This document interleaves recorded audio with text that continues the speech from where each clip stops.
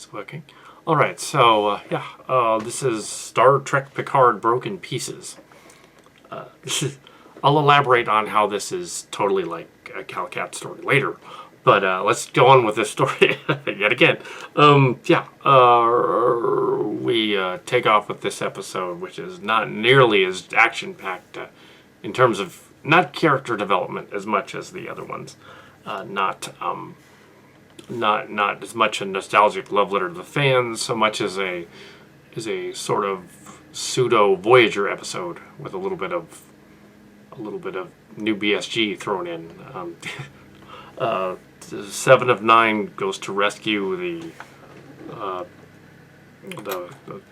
dude. Elnor,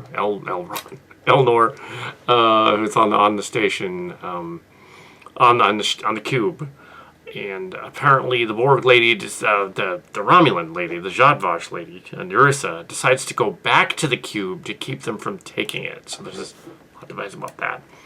I'm not sure why she would bother to go back to the cube. She could just leave and let them do whatever they want to do, and say, "Oh, you synth attacked it." She could totally do that, but she didn't. She went right back into the flames and decided to do it again. I guess she was driven by some purpose. Meanwhile, the La Sirena is in space, and they wake up Jurati, and she's going to be apparently charged with murdering the one guy, Maddox, even though it's really obvious. I'll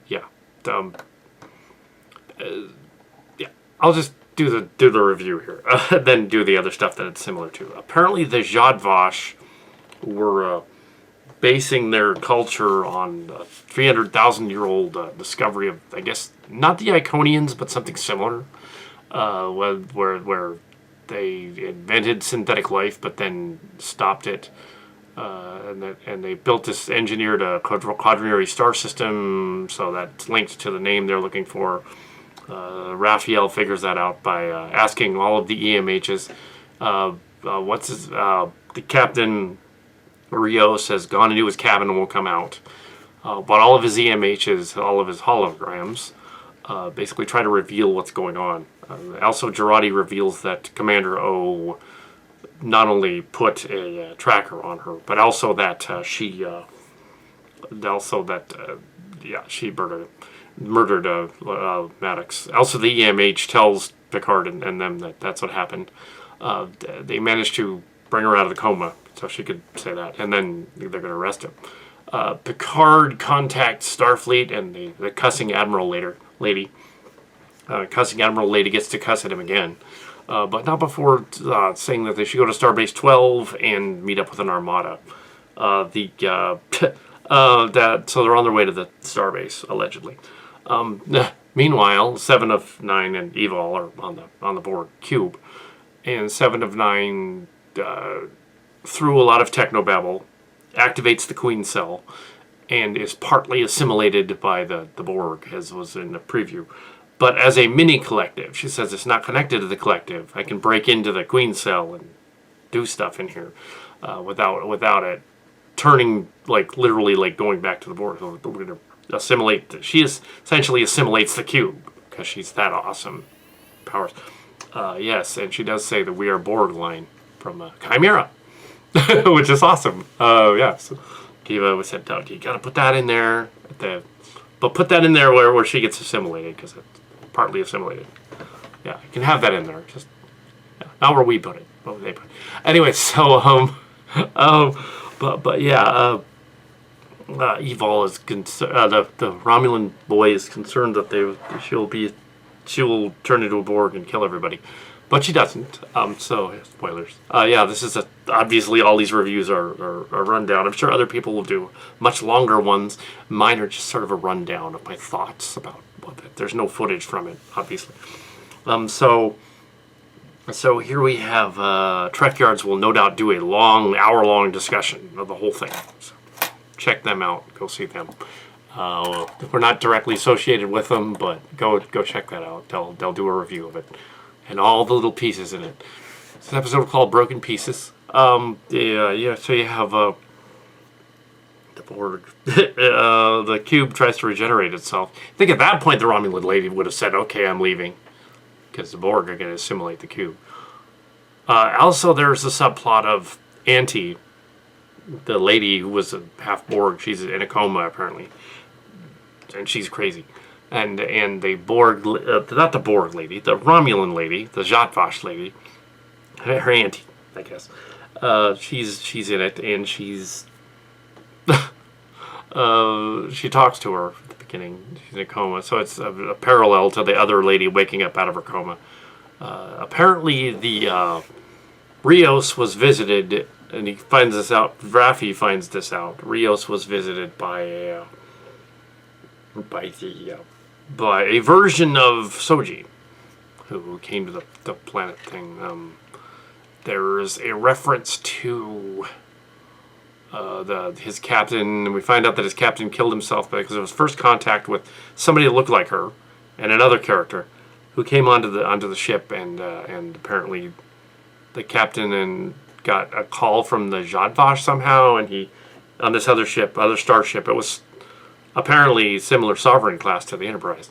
At least there was a picture of a Sovereign class ship and all that. And the captain guy killed himself. Why would he do that? I don't know. It's a first contact thing. Why would he, just say the aliens were killed? Yeah, why was he suddenly, so there's some odd stuff going on in here that doesn't make any logical sense. Humans don't do that. The whole conspiracy thing thrown in there as well. The Zhad Vash had engineered the Mars attack, which we knew from the beginning. They revealed that Jurati and the others were Bay at the end. Raffi gets the information out of the captain about how how his captain had died. There's another guy, Santiago or something. He's like a father figure to him. Why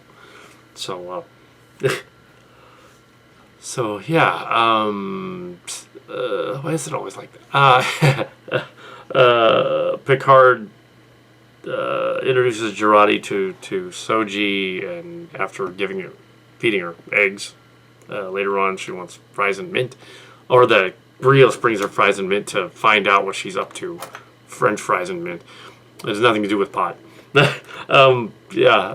also a subplot about Raffi wanting wine when she can't get any, because she set the computer so that it wouldn't give her any wine. So although there's a lot going on in the episode, it's not nearly as much fun as the other ones. Then we have Seven connected to the Borg, and she basically uses the Borg technology, activates the cube. Finally, the Borg lady decides she's going to leave to go find the planet, even though she should have done that to begin with. She could have left and had been gone. So the Zhad Vash lady is going to leave. Seven disconnects from the collective, and she's no longer connected to the Queen. So that was just for that one episode. Because she's a main character. They're not going to reassimilate her completely.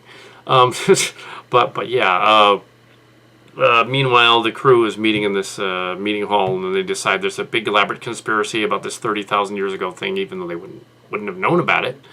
Nobody mentioned it to them. They mentioned it to the Zhad Vash. So how does they know that? They didn't really. That was a plot hole. They would not have known that. The holograms could have, I guess, because they're synths, kind of. But how did they know that? And then Soji wants to steal the ship to go the other direction to her home planet, which they should have done anyway.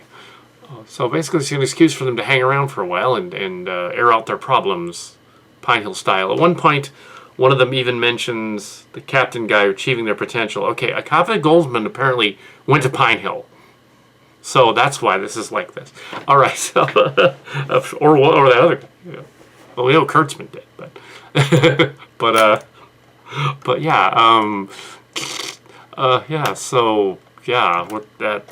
that's uncanny. You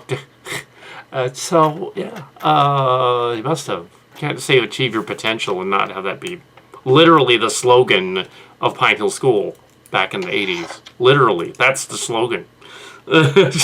put that in there as like saying like, "Hello, cat and cards."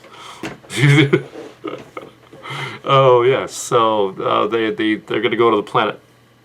While they're in the corridor, something captures them and pulls on the ship. At least visually, it looks like a bigger green ship behind them. The preview for next week, it looks like the ship gets fracked as it's blasted in orbit or something. So they're going to rip off the end of. Looks like they might rip off the end of the second season of the Orville, which would be unfortunate and not as cool. Hopefully they don't do that. Hopefully it's a fake out and it's like another ship that falls. Yeah. So, yeah, comparisons to Brown and Yeager or Kal Kat and Mark's card stories.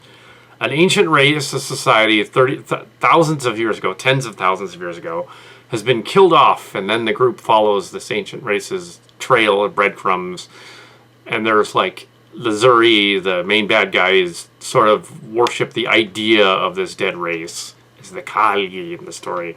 They supposedly go around, they do their thing. They discover that, they shouldn't imitate this race. In the whole series of Space Vanguards is what's called now, but it's called Starcrackers online earlier when it was the other version, which we couldn't use that title anymore, so we changed it to Space Vanguards. But yeah, the online book version is, that's the plot of Star Trek. They've read it over here, the Star Trek story. They've also read Silly Trek, so yeah, so Riker story crosses it. Also, it's neat that I think there is a reference, and I'm not sure. I think that in this episode, they have Picard talking to Rios, and they have him saying that JH person was Alejandro JH, I think, or something, and the captain guy knew her, and Picard knew her. They both knew the mutual friend from Starfleet Academy. That was on a tree in that one episode where Picard walks up to the tree. He sees the tree and it's carved that Picard loves JH, whatever. I think that's a reference to that. That guy is. I think that might be. That's cool. So that's who that was. But yes, on the tree, and Boothby is all like, "You carved in the tree years ago." Yeah, that's got to be the same person. That's hilarious. The little Easter egg in there. Yeah, so these people are on the same wavelength as Kal Kat Mark's cards. Same wavelength, just right along with it. It's almost as if we had something to do with the Picard show. We don't, but it's weird. Yeah, these ancient races dying off. However, in Space Vanguards, the slaver race and the other guys are not really out to destroy all synthetics. That's quite the opposite. They want to mutate and uplift characters and animals and things so that they're like people.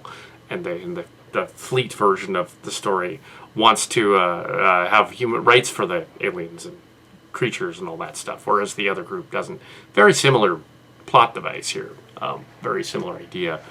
The conspiracy story, or the story the alt-right might be freaked out about, is the premise that you have basically a governmental society that is using fake news and using politicians and other stuff to affect bizarre xenophobic plans against all the greater good of Starfleet or whatever. I guess that, in a sense, is sort of what's... And then there's the SJW group that's on Rios' ship that wants to keep the social justice going. But it's really not directly that. They're referencing things. They are not physically...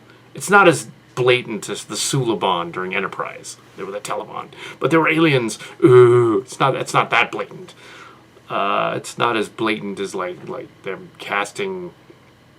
Having Klingons quoting Shakespeare and Nixon, and Spock quoting Nixon and Sherlock Holmes in Star Trek 6.